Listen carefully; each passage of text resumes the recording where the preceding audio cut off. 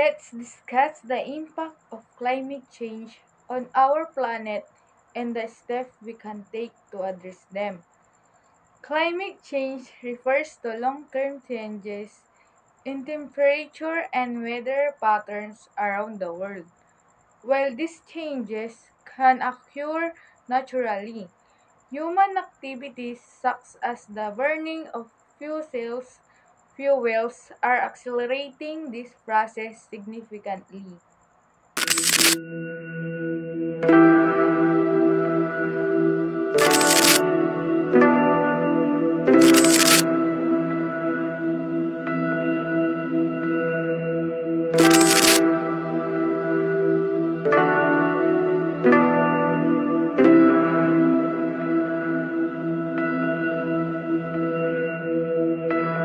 Sampung araw na mula nang payuhin ng pinakamalakas na bagyo sa mundo. The Philippines tops a list of countries most susceptible to hazards caused by climate change. Bahagyang tumakas ang bagyong Leon.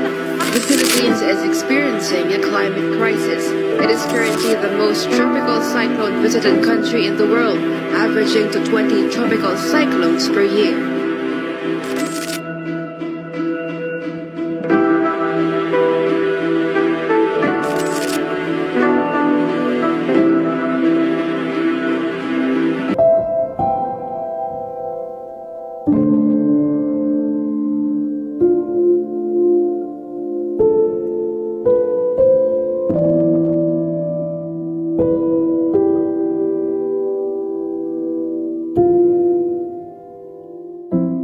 The main cause of climate change is the increase in greenhouse gas emissions such as carbon dioxide, CO2, and methane CH4.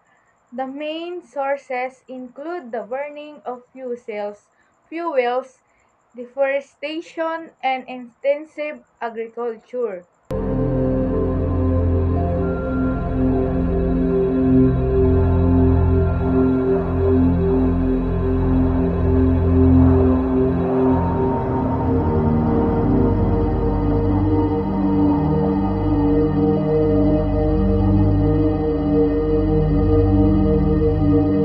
The state of our planet is deteriorating with the passage of time. Our planet, our home, and especially us are in risk because of all the change we are currently experiencing.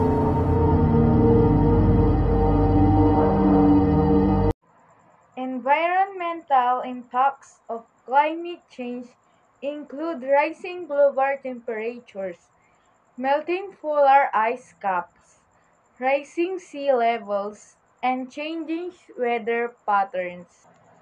Renewable energy. One of the main solutions to addressing climate change is the transition to renewable energy such as solar, wind, and hydropower. These energies produce fewer emissions and are key to our sustainable future. Mitigation strategy. Other mitigation strategies include increasing energy efficiency, reforestation, and changes consumption and production patterns. Every individual can contribute by reducing their carbon footprint. Adaptation strategy. In addition to mitigation, we need to adapt to the inevitable impact of climate change.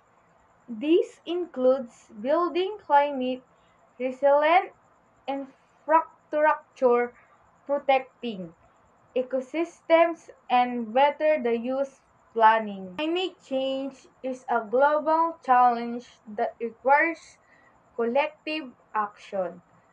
By raising awareness and adopting sustainable measures, we can protect the planet for future generations.